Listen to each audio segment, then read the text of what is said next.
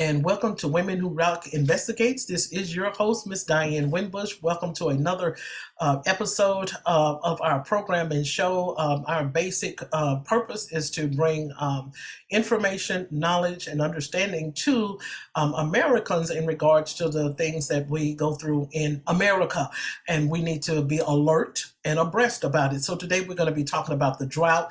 Of course, you've heard in the news that it's been going on at the Grand Canyon and some of the national parks. We've experienced a lot of catastrophic devastations here in America, in the U.S., and we're going to talk about how much, a lot of people, we see all of these beautiful waterfalls and these different rivers and oceans and different vacation takeaways, but there is a certain percentage, and I just learned this too about a couple of years ago, there's a certain percentage of water that's only accessible for us to be able to drink. It's like from 1 to 10% or something like that.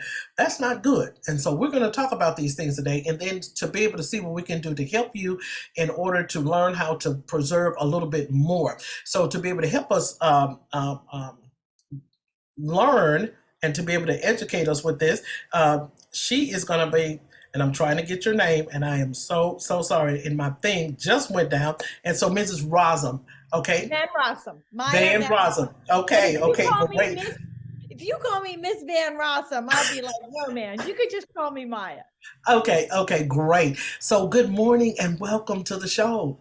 Thank you so much for having me and giving me the opportunity to talk about this important topic. Okay, great. So we want to first get a little information about you. Tell us a little bit about you, and I guess kind of what caused you to get into the environmentalism aspect of life. To be able to help us to be able to understand a little bit more.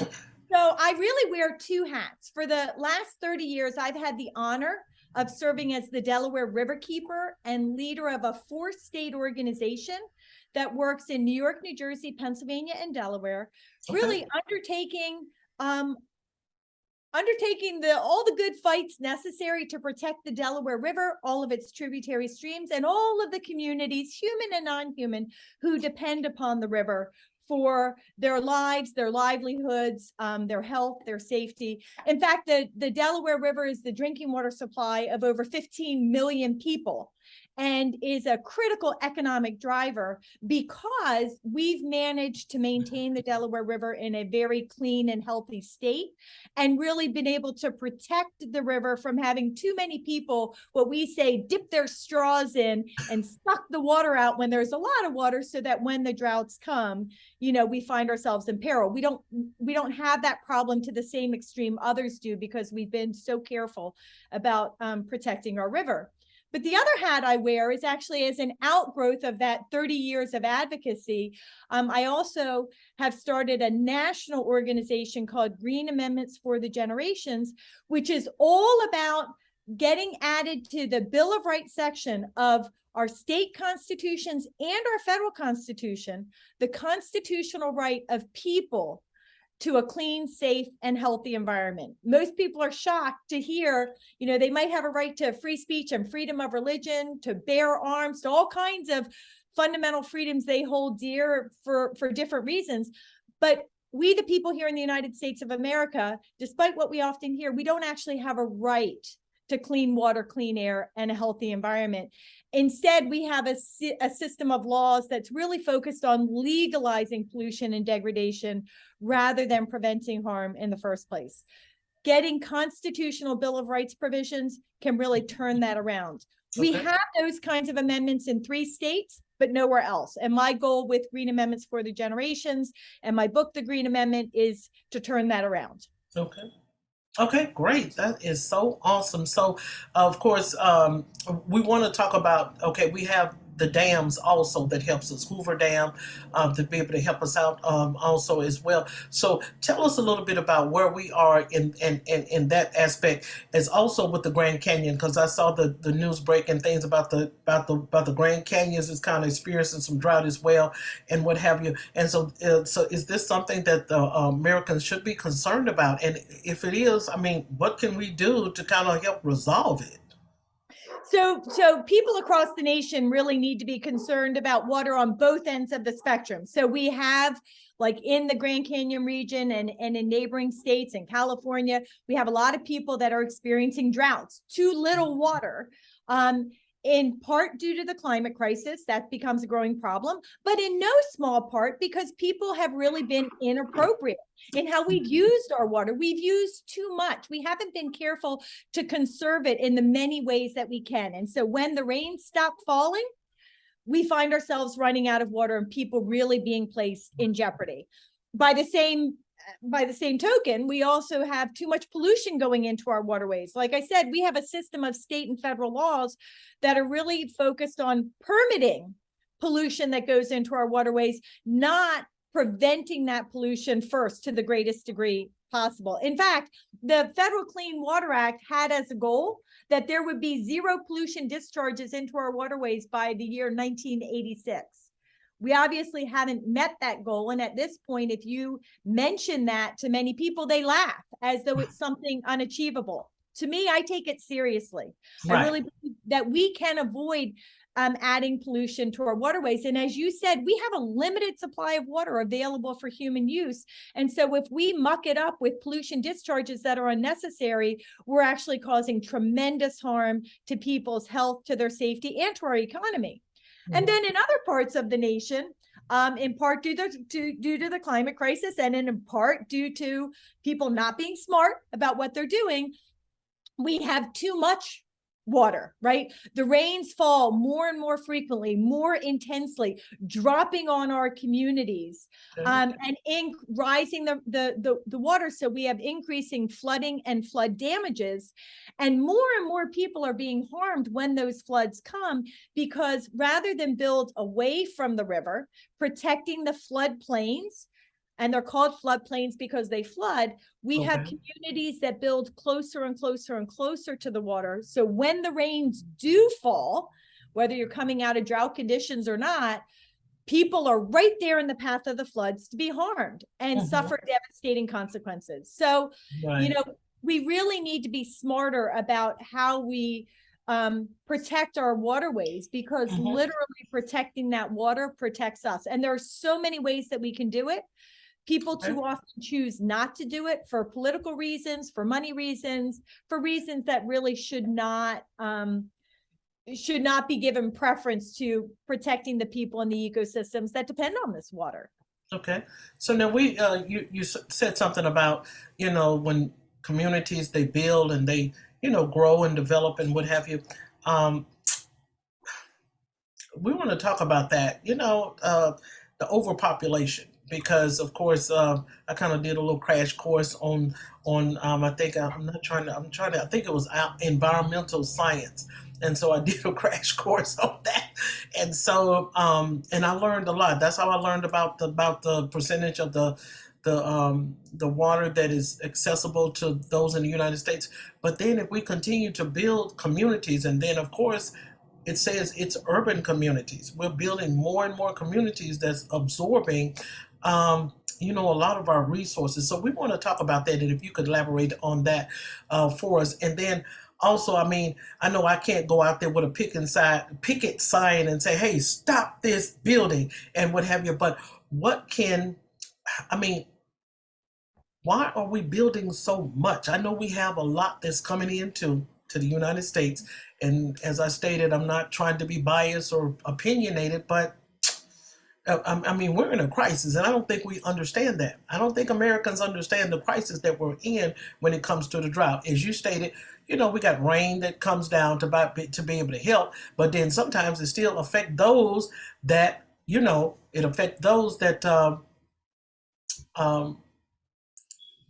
that are in the area, and they get flooded out. They get flooded out with their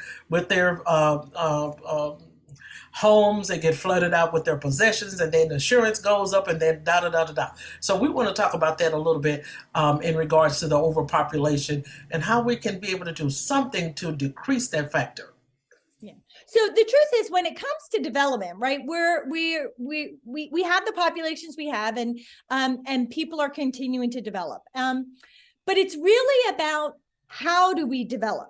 Where do we develop? As I said, one of the important things is not to develop in the floodplain, not to encroach on our rivers and on our streams, so that number one, we increase the amount of pollution that flows into them when the rain falls, but two, when the waters do rise, we don't have people in the path of the flood. So that's sort of like a fundamental premise. The other thing is there are many ways to develop in our landscape that are not as damaging as the way we do it now. We can build in what we call the natural envelope. So a lot of times when you have spreading development going from the urban areas out into the suburban areas, what happens is the developer comes in and they, what I call moonscape the land. They cut the trees, they destroy all the vegetation, they flatten out the landscape, and they cover it all with impervious surface, homes, roads, driveways, parking lots, and lawns. Lawns can be as intense, as impervious to rainfall as pavement is. But rather than build that way with that moonscaping and all that intense development, what we could say is, you know, here's where some trees are. We're going to protect that stand of trees. We're going to minimize the footprint. We're actually going to use surfaces called, like, if we have to put pavement down for a parking area, rather than put standard pavement where when the rain hits, it washes the pollution off of that pavement and the water runs off that pavement and it goes into a pipe which dumps it into the stream. We could instead use something called porous paving, where the rain actually can go through the pavement, go into a subsurface basin where over time it can soak into the soil. The pollution gets washed out, the water soaks into the soil, it replenishes the groundwater, which helps ensure that there is water there in our aquifers and in our streams when the rains don't come. Right, there are many strategies like that we can use to build better. The trick is to put in place the rules and the regulations that require that better building, and also to educate the developers, because the truth is when developers develop in a way that's protective of the environment, nurturing of the environment, protects native trees and shrubs and plants and natural landscapes, not only do they create homes and commercial operations that are better for the environment, but they actually create development projects that they can sell more quickly at a higher price. And so they actually do better economically themselves when they do it in a way that's right for the people and right for the environment. Okay, great. Well stated. So we have another guest with us today, and he's from the state of California, and he's on the I think the district board there. And so we want to welcome Mr. Mike Arthur to the platform, and we want him to share with us a little bit about him and his position, and we'll let him have the floor and talk to us a little bit about that. Good Thank you for morning. having me, and good morning. It's actually ironic. I dealt with a power outage this morning because we're getting a lot of rain where I live in the desert here in California this morning. And even though we're in a severe drought, with this has been August was one of the wettest months that we've had in probably 2 decades. And I am on the Water District Board here in 29 Palms, California. We're one of the few districts, we're considered a special district here in California. We're one of the few districts in the desert that does not pull from the Colorado River Valley. But we're very close. I'm less than an hour away. All the areas around me all pull from the Colorado River. So we're fortunate because we have an aquifer, but not everybody out here has an aquifer like what we have. So a lot of these issues still impact us. And what we've been doing to try to make sure that we have clean, sustainable water for long term is we have been encouraging our people out here who they live out in a very dry area. People out here don't make a lot of money. So we've been doing a lot of different programs to try to get them to reuse what we call the gray water, which is your water that's not potable, but yet it's still water, it's still fresh water. It still can be used for landscaping. It can still be used for other resources like washing, your vehicles and stuff like that. So that way we can, rather than putting the pressure on our water table, we can alleviate some of that pressure and just reuse some of the water that we have. So California has some of the highest standards in the country. And what we found out last month, if you were watching the news, is less than half of California has drinkable water. So even with those very high Wow. standards, which is higher than the rest of the lower 48, we are still not meeting the needs that we need here in California. So we have to really think outside the box for fresh water here in California. Wow. So we're going to stay right there with you. This question is still for Mike. And of course, and the reason why is because California is the state that has experienced a lot of catastrophic weather, just unusual fires, whether it started perhaps more from basically from the heat, perhaps, that perhaps maybe start. And it's so difficult to put it out. And then, too, what does all of the chemicals that's being sprayed over the fires, what does that do to the water, to the land, to the ground? Absolutely. In fact, our district we have to test for chromium 6, and if you're very familiar with the movie Aaron Brockovich, you'll know that is all because of Hinkley, California, and that was people injecting uh, chromium 6 back into Hmm. the water. Even though our district, we don't have any industrial type things. We still have to test for it, and it causes us Right. considerable amount of money. One of our neighboring districts in Needles, California, they're having a high rate of manganese. That is a chemical that it's an element that we don't know if it has any long-term effects. And they've had to shut down 2 of 3 of their wells because of those high levels. And Wow. they're constantly asking the state, well, what do we do? Is this safe? Are we going to do impact reports? And the state really does not know what it's going to do with this. So we have to be very careful about the chemicals that we inject into our water tables out here. And another thing that's very much on our minds out here is less than 50 miles from me is the Salton Sea. Now, the Mhm. Salton Sea is a naturally producing sink. Every 300 years, it fills up, drains, fills up, drains. But what happened in the 1920s is they were working on some irrigation in the Colorado River, messed up a dam, and it filled the Salton Sea. And so now we have this very large lake that is very salty, that Mhm. is slowly shrinking. It's getting more and more. It's getting more and more salt in it, and it's now a major migratory route. So there's a lot of congressional things going back and forth right now. In fact, I just listened to Congressman Ruiz about a week ago talk about it. So there's a lot of things that California has that are water issues that we've been dealing with for decades. And I believe it was Mulholland who famously said, "In California, whiskey is for drinking, water is for fighting."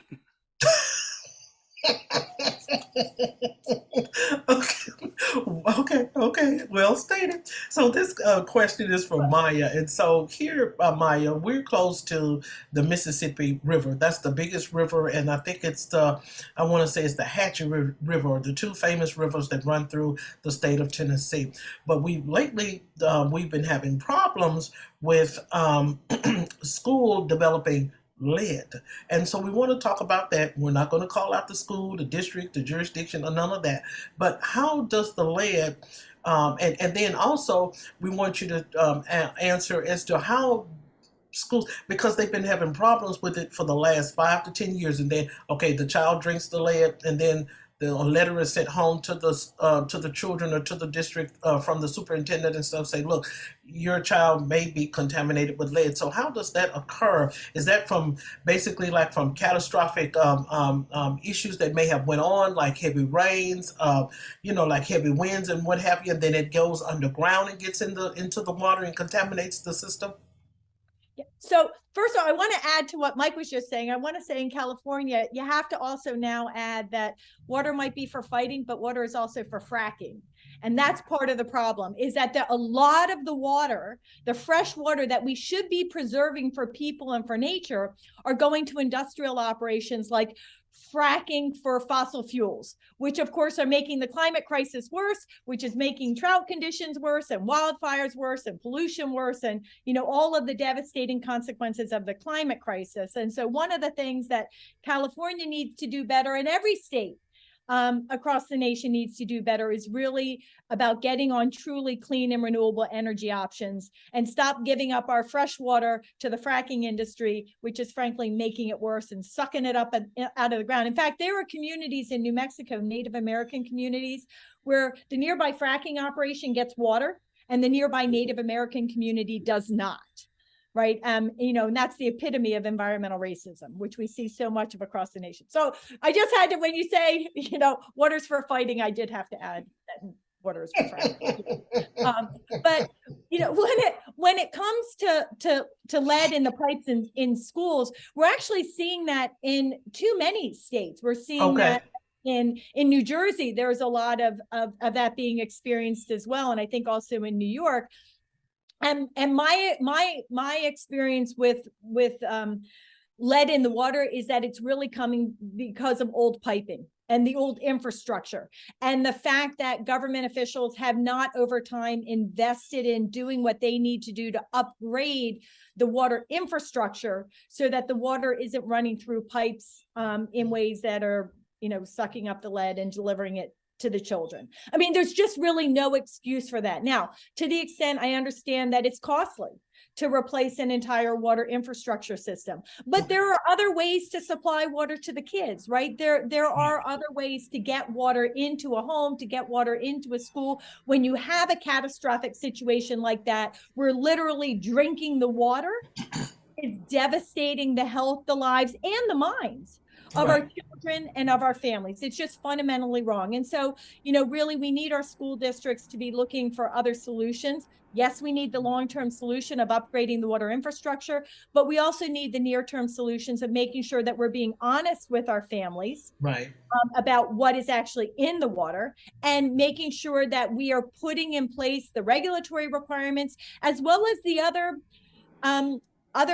pathways, options for getting safe water into our schools and into the bodies of our kids so that they can live safe and healthy lives. And seeing as I just mentioned, the environmental racism situation, when we talk about New Mexico and Native American communities, this is what we see with the lead problem. This is what we see with too many problems when it comes to particularly access to clean, safe, and healthy water. What we see is that the communities of color, the low-income communities, they're the ones that are continuing to be forced to drink this contaminated water. It is not happening in the richer, whiter, more affluent communities because it would not be accepted there. And there is the political connectivity in order to prevent it from happening. So, when it comes to this kind of situation, I mean, I think we have to call a spade a spade. And when we experience environmental racism, we have to call it out because we have to stop it. And it's just unacceptable that in this day and age, our children are being forced to drink contaminated water, whether it's lead or the other thing that we're experiencing a lot across the nation, which goes a little bit to that firefighting issue and the chromium-6 that Mike talked about. Is there a lot of drinking water supplies that are being contaminated with something called PFAS? It's a man-made family of chemicals that has gotten into the environment and into drinking water supplies across our nation. It's cancer causing. It has all sorts of horrifying health impacts for those who are forced to drink it. It is in the environment because companies like DuPont and Solvay, as well as the Department of Defense, were allowed to use this man-made family of chemicals and firefighting foams and stain-resistant carpeting, stain-resistant clothing. Teflon is PFAS. It's slippery stuff. It's in popcorn bags and has been used, on fast food, that slippery fast food container that holds your French fries. Industry was allowed to create that toxic man-made family of chemicals and use it in ways that allowed it to get into the environment. The Department of Defense was allowed to use that man-made family of chemicals prolifically on their defense sites, on their army sites and things where they were practicing putting out fires in ways that allowed it to get into the environment, and it's now contaminating drinking water supplies and bodies across our nation. It's devastating lives, it's devastating farms and farming, and really having horrifying impacts. And it's because of an absence of legislation and regulation that would prevent the harm. And it's just, one of these situations that it really breaks your brain. Industry was allowed to get away with this at the cost of the people in our environment. Wow. Sad. That is so sad. So we know that, and this question is, I guess, for the both of you, and we're going to start with Mike on this one. So we know that the president has been trying to reduce fracking. Okay. But just think about it. When Vice President Al Gore brought it to the Americans' attention, probably about 20 years ago, about global warming, where do you think we would be at today, Mike, if we would have listened to what he was trying to bring to the table? Well, with water, what you find with government is it doesn't take interest until it's too late, Mhm. until it becomes a crisis. So people really have to start talking to their government leaders today about keeping their fresh water clean and with the people. That's a big thing of what we do on our water district board. We're very protective of our water out here because we're in the desert. We understand it's one of our most valuable resources. And I'll just give you a couple quick examples here. Okay. In California, you know, if you buy Arrowhead water, that's actually you're buying water that was bottled in LA. That's Mhm. where that money or where that water comes from. Now, I know a lot of people who won't even drink LA water out of the tap, but that's wherever Wow. the money's going, that's where the water's going. Nestle is very big. They've got a bottling facility about 30 miles from where I'm at in the desert. So that's where wherever the money goes, is where the politicians are allowing things to go. I mentioned the Salton Sea. They're doing a project where they want to actually bring seawater into the Salton Sea and make it less salty and a little bit better for the marine life that lives there. I'm very supportive of that, but I also think that California, because I'm in California, really needs to start looking at seawater as a viable option for things where maybe you can mix it with some fresh water, make it more of a brine water, and use that for firefighting or other uses. So Mhm. that way we're not putting this huge burden onto our fresh water. Uh, and California's solution for fresh water keeps going back to the Colorado River. Just in the last 5 years, San Diego, which is nowhere near the Colorado River, it's over 100 miles away, is now pulling water from the Colorado River. So Wow. that's how, if you don't engage your politicians and start getting them to protect these freshwater resources, it's just going to get worse and worse and worse. And as the crisis goes up, that's when they'll start taking notice. But I think we should start getting with our local leaders. Mhm. If you're in an area with special districts like ours, engage with your leaders to make sure that you're keeping the water clean and keeping it local, because we've been approached many, many times to sell our water, and we refuse to do it because we want to keep it for our here, and we're in an Mhm. economically depressed area out here. So we're one of these communities that is constantly fighting. The state wanted to reduce our water by about 50, or water usage by about 55 gallons, and we started explaining to them, we're in the desert. People here don't have ACs. We use evaporative coolers, which is affectionately known as a swamp cooler. The state didn't even know what those were. So we formed the uh, pretty much the local water district communities got together, and we created our own lobby to show the state that, hey, when you make these rules, I know you're looking at San Francisco, LA, San Diego, but you're affecting our smaller districts where we're really trying to protect the resource. So that's what I would tell everyone: protect your resource. Look at ways where you can reuse your wastewater in a positive way, get it back into the water table where it will naturally clean. Like we have fluoride here. We Mhm. take People come and look at our facilities here in 29 Palms, California, because we have so much naturally occurring fluoride. We actually take it out, and we're showing people we're not using reverse osmosis. We're using essentially a chemical way to remove that salt out of the water and make our water even more fresh water. Even Mhm. though fluoride, we've got a lot of years to show that fluoride doesn't necessarily have major adverse health effects in small doses. So we're just reducing the fluoride in our water, but people are coming. We've had people from all over the world come and look at our facilities because they're looking at doing the same thing, but with seawater. And reverse osmosis is a very expensive way and energy inefficient way of doing that. So we're trying to encourage people to use things like solar desalination, and like what we're doing with other chemicals, to try to clean the fresh water that we have so that it can be used by everybody. Okay, great. Maya? Yeah, so this is, one of the most beautiful things about the Green Amendment movement that I mentioned earlier. Mike, you weren't on yet, but this is a movement to get added to the Bill of Rights section of our state and federal constitutions, a constitutional right to clean water, clean air, a stable climate, and healthy environments. And Mhm. when government officials have a constitutional obligation to protect our environmental rights and our natural resources, then they can't do what, Mike said, and I agree with him, that they do now, which is wait until it's too late. They actually have to be progressive and proactive, and they have to consider how to prevent environmental pollution and degradation and harm in every single decision-making process that they're undertaking in order to avoid the harm first. And we don't have to wait for it to be a problem. That obligation kicks in every time government acts. And it applies to all levels of government, from the local town council to the state legislators, to the governor's office, and to the courts. So that's what's so powerful about the Green Amendment movement. And to go to your point, Diane, about, Vice President Al Gore, yeah, you're right. If we had listened to him way back when, if the president that he was serving for, President Clinton, had taken Vice President Gore's message seriously himself at that federal level, we would be in a dramatically different place. We would not be dependent on dirty fossil fuels still and trying to transition to clean and renewable energy options. We would already be there.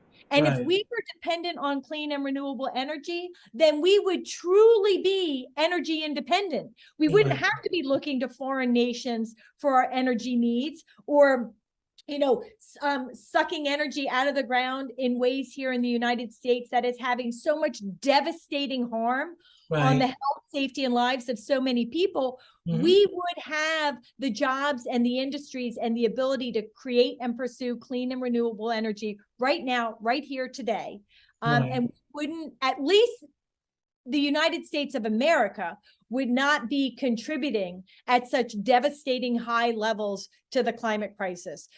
The US is amongst the top contributors to climate changing emissions. If we had listened to Vice President Al Gore, if he had been, frankly, more proactive at the time when he had the power, we would be in a dramatically different place as a country and as a world. You're right. Absolutely, because they were very sarcastic with him. You still can be able to pull up some of the articles back then online today where they was just, they just kind of cut him down, basically like, go away, be quiet, close your mouth, shut your mouth. This is not real. But it should have been of a concern, especially because I think if I'm, you all of the professionals, correct me if I'm wrong, we still are losing ice glaciers where they're still melting at the North and South Pole. I mean, and I don't understand that why we're not paying any attention. That should have been a red flag right there off the bat. If the ice glaciers, they always been around, what, 20, 30, 40, 50, 100 years, centuries, and what have you. But when they started, no one still paid attention. Oh, go be quiet. Oh, shut up. No, oh no, you're just overlooking and overthinking it. And now we're in this crisis. No one has ever heard about the Grand Canyon losing these types of resources like that. Now, then when it comes, and then look, this is the next one that we're going to topic they're going to hit, the overpopulation. We're going to go back to that, and this is not anything to be biased. Like I said, I'm going to put a disclaimer on this. I promise you I will. But each state is receiving like 5,000 or 6,000 immigrants. And then we saw where the New York mayor had got into it with the California mayor in regards to all of this overpopulation. And things are going on that we are not aware of. It was not told to us, by our president. I mean, I don't have any conflict against him either, but it's just like it's coming in and it's coming in gradually, but the resources are still being absorbed. And we want to talk about that too. And we're going to start with Mike. If I can, I'll tell you one state that I think did a really great law, and that was Arizona. Arizona passed a law that you can no longer just develop an area unless you have to show the state that you have the water resources to not impact that area. And I think that was a really great law that was forward thinking. I'd like to see more states adopt that, especially along the Colorado River water basin. I think that was very forward thinking on their behalf, and it has really kind of slowed a lot of the developments that you were seeing that were exploding in places like California and Arizona. So I'd like to see something along those lines where just tie it to it, so that way we're thinking about these impacts before they happen. And Maya mentioned the water acts, or the the clean Clean energy water. bills that they have out there. My district, we're very supportive of, they have in California a water bill of rights, and that's trying to make its way through the assembly here. A lot of the special districts, a lot of the water districts have signed on to that, and I'm very supportive of it. Okay, Maya. So just to speak to that, Mike, so, we do have a lot of laws that are in play or in existence or being passed that are really good when it comes to the environment, but they still don't rise to the level of a constitutional right. We all know how powerfully the right to free speech is protected and honored because it has the highest constitutional standing. We need that for our environmental rights as well. And when we have that for environmental rights, it means that all the good laws that are passed are implemented much more effectively because they're being implemented in service to that constitutional right and that constitutional obligation. When we have gaps in the law, like happened with that PFAS, or still is happening with that PFAS family of chemicals, we can turn to the Constitution to fill the gap. When we have environmental racism and we really need environmental justice to be real, we can turn to the constitutional right of all people to be equitably protected, and use the Constitution to secure that equity and those environmental rights for all people, regardless of their color, their socioeconomics, their geography, or their ethnicity. That's true. When it comes to, immigrants, I feel like there are so many people in so many countries that are really suffering. They don't have the same positive opportunities we have here in the United States of America. They are in jeopardy. They are at risk. And I do believe that we as people who have so much have an obligation to share it. And I think we can welcome these immigrants into our community, provide them support and provide them services that helps them, and frankly, does no harm to the people here in the U.S., but it actually helps us because it helps us be good people, raising up our moral values and our beliefs as a nation, that we are a nation of immigrants. And so we should be helpful to those who are in trouble now. Welcoming those people in is not what's harming our environment or creating this crisis situation. It is how we're developing the landscape. Too much development in the wrong places. People having massive lawns rather than native landscapes with native trees, shrubs, and plants, right? They've got these big lawns and they're chemicaling them and they're spraying water on them so that they can sit there, and look at them and mow them with more dirty fossil fuels. If you have native landscapes, you're helping to capture the water, soak it in the soil, replenish the aquifer, cleanse out the pollution. You're increasing the market value of your home. You're enriching our lives. You're creating habitat for the critters who also live here on this earth. You do so much good when you live your life in a way that honors the environment. Industrial operators, right? These industries do not need to be spewing all the pollution into our water, into our air, into our environments that they are, but our laws allow them to do it. The law doesn't say you can't pollute the environment or damage the environment. It just says before you do it, you have to get the right set of permits from the right agencies. And all too often, those agencies are quickly inclined to say, oh, you're going to build in that place, in that space, spewing that much pollution, here's your permit. Not, how can we think about your operation and advance it in a way that does not, in fact, have this heavy environmental burden and boot print that does so much damage to so many, including future generations. And so Mike and I have each mentioned sort of different, sort of been putting out little nibbles, and you too, Diane, little nibbles of things that people can and should do differently that make a difference. The truth is there are a wealth of ways that we can advance our modern society and protect our environment and protect our communities, lift people up, give them happier, healthier lives, welcome those in who are in need of our help and our support, and not only help them, but again, enrich our own souls and raise up our own moral values to be good, caring people. So I think we can do it all. It's just a matter of having the political will, and having communities that are demanding their government officials have the political will to do things the right way for the people and for the environment, not the right way for industry and those who want to make money off of the backs of the rest of us.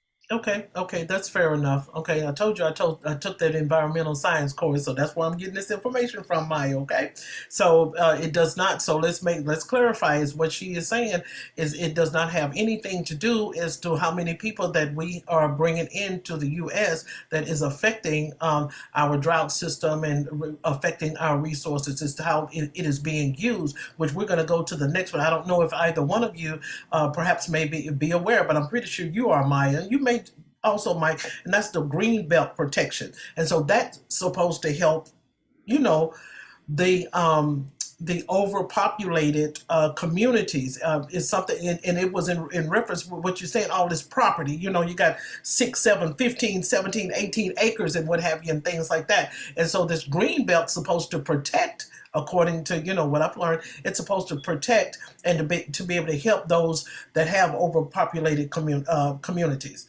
So, did any one of you all want to elaborate on that, or have I lost you? Well, I can talk a little bit about it. Okay.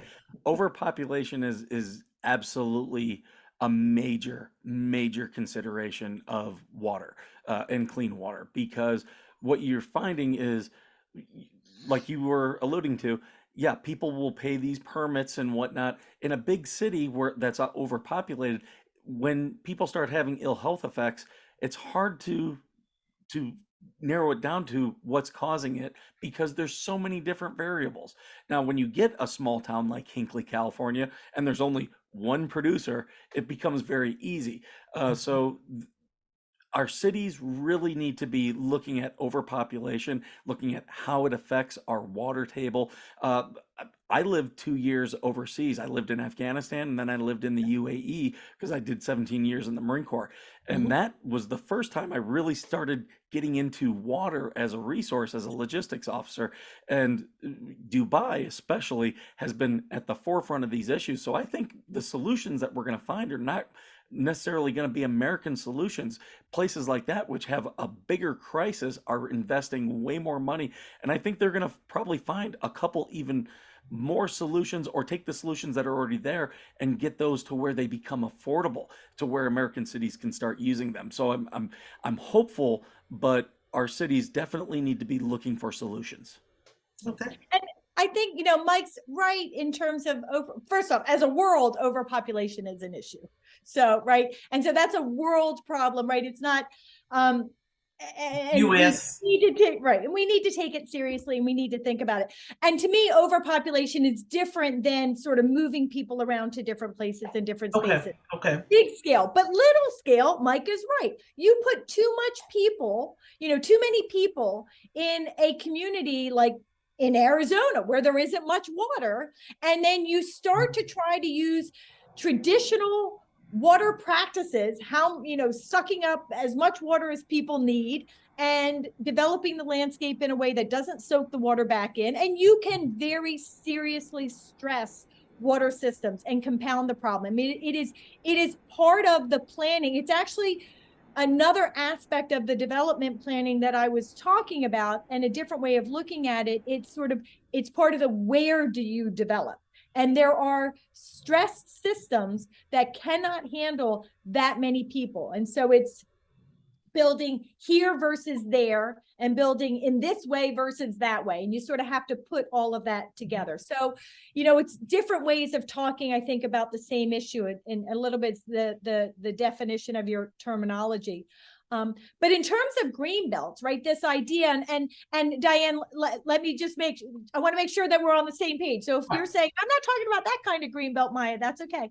Then you can let me what you're talking about. But I think what you're talking about, the way I understand, the term is, green belts really is going into particularly urban and urbanizing areas, and making sure that you're protecting or creating islands of green, that you're you're restoring natural landscapes with native plantings. You're reducing the impervious surface that's there by restoring healthy native ecosystems. And when you do that, you accomplish so much good. Again, rather than the water hitting pavement, rushing off the land, going into a pipe that dumps it into a river, that gets it out of town as fast as possible as though it's a waste product. And what it actually does is dump it on the downstream community, who then gets flooded out because they're getting all this water dumped on them from everybody upstream. What you're doing is you're capturing that water, soaking it into the soil, filtering out the pollutions, replenishing the aquifers, so it's not flooding downstream neighbors. And when the rains aren't falling, there's water in the aquifer to feed the streams and create drinking water supplies. It creates habitat, right? Food, Right. lawnscapes and pavements and parking lots and buildings don't create food and habitat for the critters with whom we share this earth, who also have a right to be here in and of themselves, but who enrich our lives. Children get so much joy from seeing a butterfly land on a flower, right? When we overdevelop our areas and we don't create those green spaces, we don't create that habitat, we don't bring the critters into our communities in a way that can enrich our lives. Right. When we create those green belts, we actually increase the market value of all the properties around. It has been proven time and time again. Properties sell 6%, 15%, even 30% more when they're located in proximity to natural green areas, whether it's a walking trail that's naturalized or just like islands of green. Right. We create shade. When we have big native trees, not only do we create food and habitat, but we create shade that can reduce the heat, particularly in our urban areas. So important when the heat waves come, right? Part of the problem is the heat is so much more intense in those developed areas because we've got all this pavement, reflecting the heat and soaking it up and carrying it over through the night. But if we have these naturalized areas, we cool things down. We cool down our communities. That reduces cooling costs. People can go outside, enjoy some time in the shade. Right. So we improve the air quality. The vegetation soaks up carbon. Their natural carbon sinks. That helps with the climate crisis. The plants take in the carbon, and then when the plants eventually die, that carbon gets introduced into the soil. The soil holds the carbon. The soil is healthier. The carbon's out of the air. So we're actually helping with the climate crisis, right? When we create islands and areas of natural green in our developed landscapes, we reduce flooding and flood damages. We reduce drought and drought conditions. We increase the market value of our homes. We increase quality of life. People want to come and live and work in those places, so they buy homes much more quickly. We enhance the ability of children to learn. There is so much research that a child in a classroom that can look out a window and see even just one tree, let alone a naturalized landscape, actually learns more effectively and retains the information better than a child that looks out and simply sees buildings and pavements. So we increase our health. Because we're reducing those pollution inputs, and we're also reducing stress. Nature reduces stress. So we literally are enhancing every aspect of our lives, our health, our safety, our economy, when we create islands of green amongst the developed areas. And what we should be doing is, when we have new development, we want to protect those areas of green and introduce new areas of green. But we also want to go back to those spaces that are already overdeveloped. And we want to introduce, as you said, these green belts, because so much good happens as a result. Absolutely, because you have to sympathize with, especially with the state of California, because it was one of the sequoia trees. They were trying to wet that down when there was a fire that came up. I think it was California or either Arizona, and they was trying to wet it down. And I'm like, no, don't let the general die, because trees are very important, more than what people think that they are. And so this question is going to be for Mike and also for you, also Maya.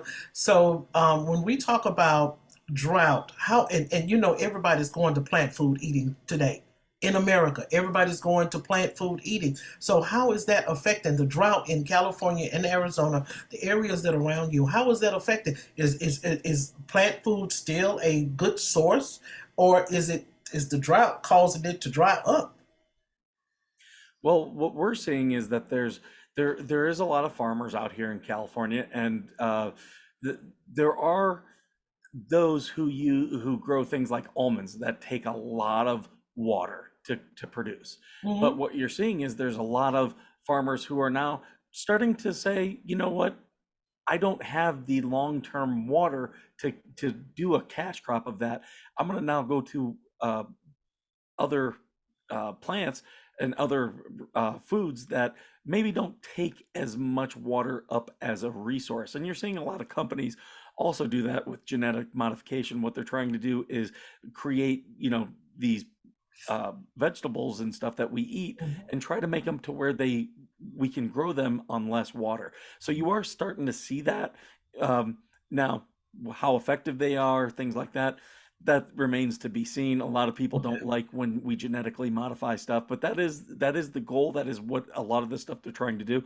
What I recommend people to do out here in the desert is I try to reuse my wastewater. So my washing machine is not connected to my septic tank. It actually goes to another part of my yard, and that's where I plant some of my plants that are non-native, like oranges and lemons. It will grow those, but I'm not putting additional stress on the water table here, and I'm reusing my wastewater. So this is water that's being recycled on my own property, and we've encouraged a lot of people to do that.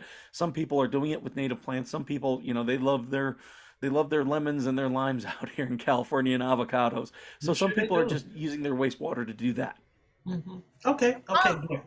I Mhm. consider lemons and limes and avocados food versus plants, right? So to me, my garden is where my plants are, a vegetable garden or a food garden out in California. So I think that they're different. And I think it's lovely that people are growing foods in their yard, right? It's Right. lovely. Absolutely. And that is right, that is a contribution. That's another plant. When I talk about non-natives, I really talk about those invasive plants. Like, we're creating monocultures where you can go to almost any part of the country and it's sort of the same plantings everywhere. It's what the people got at the Home Depot or the whatever, you know, store.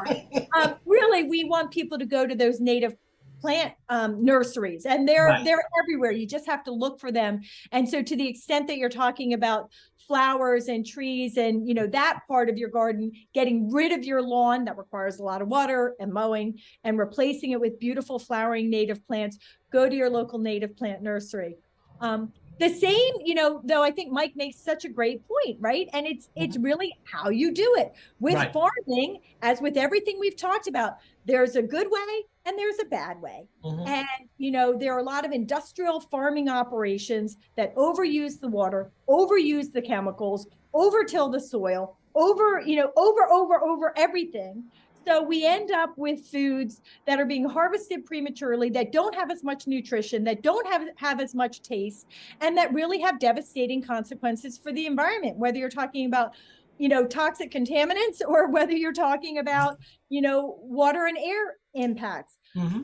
But by contrast, there are a lot of wonderful smaller family farm operations, smaller farming operations. They use sustainable farming practices. They grow organic foods that don't rely Right. on those heavy chemicals, that but Hmm. also are much more nutritional when you eat them. They got so much more nutrition, and they have that lovely, delicious flavor that Hmm. we all remember from when we were children, that seems to be lost in the Yep. fruits and vegetables of today. But if you go to those smaller farms using those sustainable practices, whatever it is you're buying from them, you will find much more healthy, delicious foods. There are a lot of markets, like out my way, we have Mom's Organic Market. It's also a smaller market that really helps bring in these, the foods from the local Yeah. sustainable farming operations. So Good. you're supporting the local farmer, you're supporting those small operations. You could participate in a CSA, community sustained agriculture. Okay. What you do is you find what's called a CSA, and every fall, spring, or winter, you sort of pay up front a chunk of money, and then you are guaranteed every week, or some CSAs it's every other week, they're a little bit different, but you get a box or a bag of food in exchange for your payment. So you're sort of paying up front for your fruits and your vegetables that you get from the farm. Okay. If the farm is more successful, the way it's supposed to work is, one, the farm then knows they've got this body of income that they can count on. So that's really helpful to them. Right. But as the person who's participating, sort of the deal is, when the farm doesn't do so well because of drought or rain or whatever, okay, you get less food that year. But when the farm has an abundant year because you've participated, then you share in that abundance and you get more fruits and more vegetables. Wow. And all the way around, you get more healthy, better tasting vegetables. So I think when it comes to farms and farming, try not to give your support to the big industrial operations that you find at the local supermarket.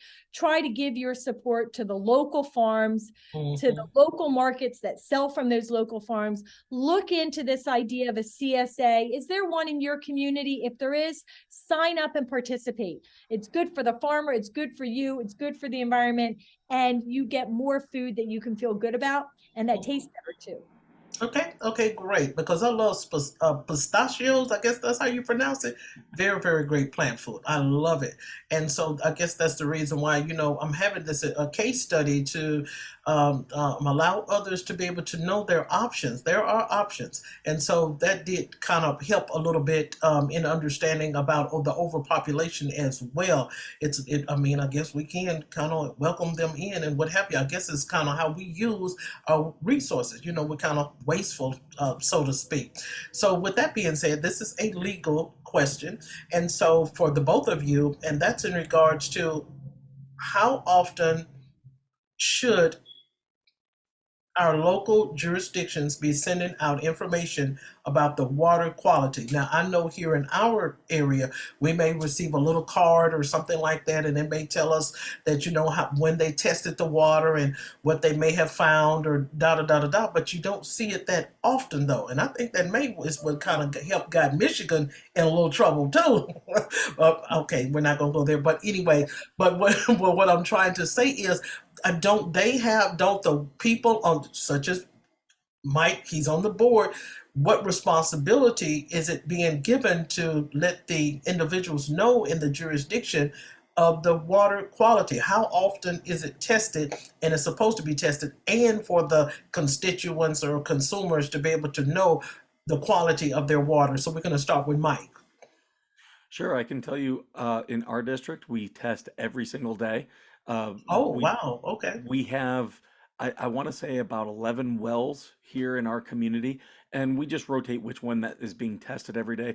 But those tests are compiled monthly. We do make those publicly available. Anyone can go onto our website and pull them down.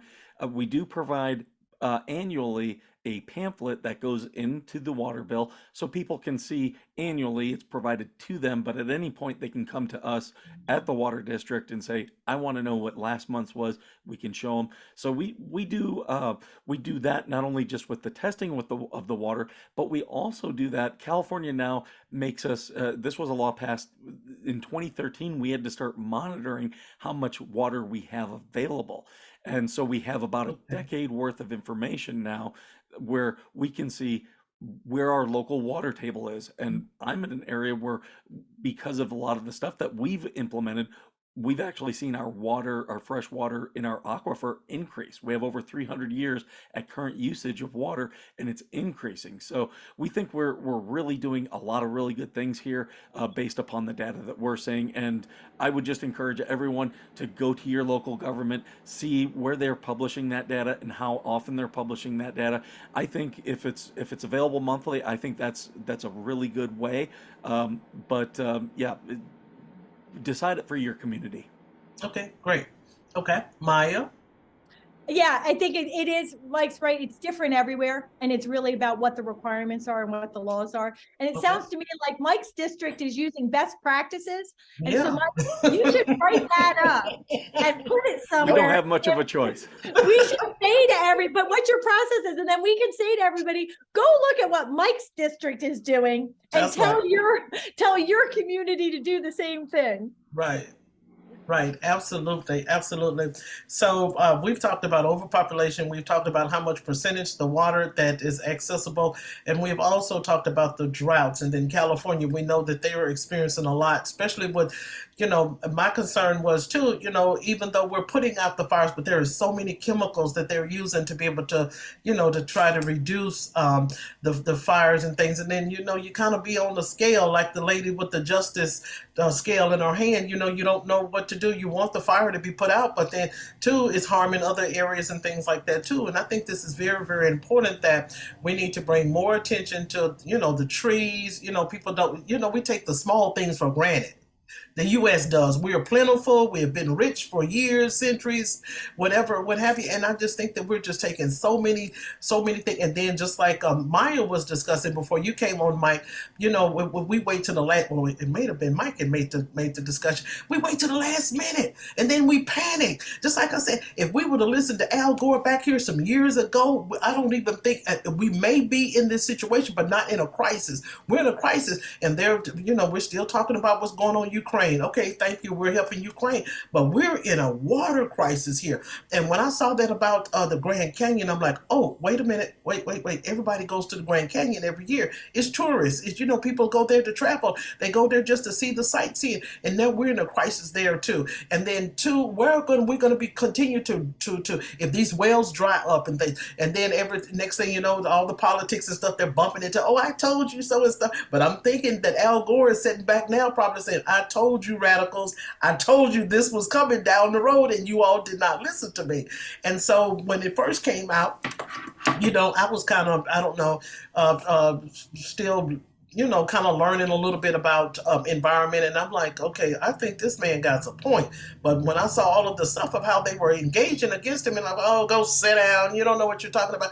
I'm like, I think this is going to come up later on down the road. And here we are, even with the issue, which we're not, like I said, we're not here being biased and things like that. But we want to kind of hit on, this is our last segment. We want to hit on the Michigan crisis. I'm serious, because we want to talk about how did they get to that point, and what are we doing today to prevent ourselves from getting to that crisis of what. And then next thing you know, people was resigning from their jobs. Why are you resigning for? Just stand up there and tell the people what the truth is. I mean, why are you running for? And so that's what we need to be talking about now. And that's the reason why we're bringing this topic out, so we can be able to discuss it. And if they want to make their opinions on YouTube, and we're going to put it on Amazon Fire too, it's going on Roku, I don't care. If they got their opinions, let them have their opinions, but so long as someone is discussing it. So we want to go to Maya, if she's okay with addressing this. How did this crisis get to that point where it just was catastrophic? And then what are we doing today? Where are we from Michigan Flint water today versus where we were years ago? So, in Flint, Michigan, it really was a series of, I don't want to just say bad choices, because I think that there were a lot of intentional choices, and then there was a lot of inappropriate cover up or failure to share. And I'm sure there are some, some people who felt that they were acting in good conscience, but I think there are too many that were not. They knew that they were creating a problem, or that a problem was happening, and they chose not to share that information in a way that would allow people to protect themselves. Okay. And so in the first instance, what happened was the government officials changed their water source. And when they changed their water source, the new source where they were drawing their water from had certain constituents in the water that reacted in different ways with the pipe system that allowed the contaminants, the lead, the contaminants to leach into the drinking water that ended up in people's homes. And so had there been a better, more scientifically based decision in the first instance, perhaps we could have prevented the whole problem, because people would have been making smarter choices from the get-go that wouldn't have resulted in this change of source that resulted in the leaching of the contaminants that caused the problem. So that was sort of the origination. And Mike probably has a better, more technical way to say it, but that's the way, that I understand it. But then, we compounded that problem, not we. Government officials compounded that problem. There are government officials at the local level, at the state level, at the federal level that became aware of what was happening, that became aware that the water was no longer safe. And Right. rather than immediately disclose and react, Mm-hmm. they kept that information to themselves. Perhaps they thought that they were going to fix it behind the scenes. Mm-hmm. You know, I think some of them were probably politically motivated. They didn't want to be blamed for this.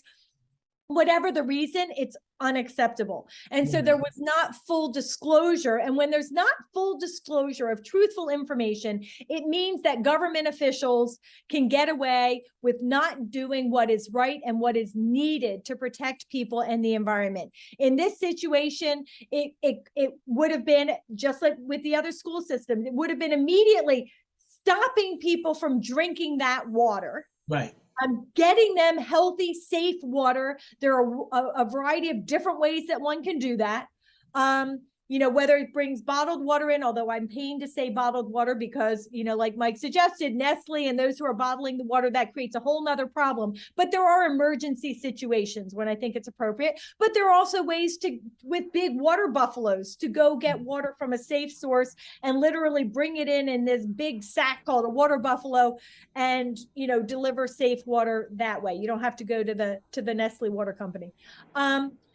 And get that safe water and then immediately take the steps necessary to deal with the infrastructure issue, right? And exactly what that would look like, I don't have the expertise to know, but I guarantee you the government officials who were involved, they had or they knew how to get to the people who would have had the right answers to resolve the problem and prevent the harm. But all the way along, people made bad decisions and they chose not to share information that would allow people to protect themselves and allow them to advocate for themselves and ensure that their government officials took the steps necessary to resolve the problem. And again, this, you know, if this, we have been talking about a more affluent, wider, politically connected community, probably wouldn't have played out this way. But we were talking about Flint, Michigan, and that is horrifying. Yeah. That it happened. It is, Mike. And so, are we in a better shape today? What are we doing? What are we doing? That's the question. What are we doing? You know, I'm talking about as a whole. What are we doing? Because of course we don't want to fall into something like that again. Because, you know, we're trying to cut. You know, from what I read with the articles, you know, the state was trying to cut corners. And so, you know, it's a risk when we cut corners and what have you. And like I said, I'm not here to be biased. Don't send me your comments or anything like that. I don't want to hear it. But what I'm trying to say is that was something serious. My family is from that state, and a lot of my family members lived. They still live in Flint, Michigan, and they had to boil it, they had to buy it, they had to boil it, and they went through it not just 2 or 3 weeks and stuff. They went through this crisis with months. Just think about that, you know. Okay, I don't have running water, so I got to go out and find some, and then I got to shuffle through millions of people, thousands or millions of people trying to get some water and things that just, you know. Go ahead, Mike. Oh, that's yeah. I'm actually very familiar about the Flint, Michigan crisis because I grew up in Northwest Ohio, went to school in Southeast Michigan, so I'm from the area. Not exactly Flint, but you know, I know those are my people. That's who I grew up with. So with Flint, and you know, it's a little bit different. We are getting better, and I think that's a case of to show it. Maya explained it perfectly. Yes, there was a cover up. There were a couple decisions that could have affected people, and they could have told people about it. But contrast that with something like Camp Lejeune, where there for 30 years they just had tainted water that they were just giving people, not telling anyone, and then spent another 10 years denying that they even had a problem after it was corrected. Whereas with Flint, within a couple years, we knew what the problem was. We started being able to tell people, here's what the issue is. And the other thing is, the water in Flint is good water. It just, like Maya said, it reacts with the pipes in these older homes. So what we have is an endpoint delivery issue. It's good all the way up until the point that it gets into your house. And unfortunately, what it means is these people have to rip up their walls, replace the piping that's in their house. What I would love to see the government do is come up with some way to for these people to get loans or grants or something so they Grants, can yeah. replace the older pipes in their home with PEX. PEX is a very flexible PVC type, and it's very cheap. It's readily available. You can go to Home Depot. It's easy to use. People who've done plumbing, you know, they tell you how amazing it is compared to dealing with old hard pipes. So I would Right. like to see the government do some things like that. But yeah, there was a cover up. There was all these things that were being done behind the scenes, but we didn't see it last for decades and cause generational issues like we have in other situations. Now, if you ask me about the crisis in Mississippi, I can't tell you as much about that one because I Yeah, don't have that's a as much bad of a one connection. too. Yeah. Yeah, that's a severe one. That's probably, well, Jackson, Mississippi is not. That's the next state over from from Tennessee, and it's just a disaster down there and what have you. And it's just kind of sad. Like I say, where we are not taking the option. We're not taking the option. We're not doing anything.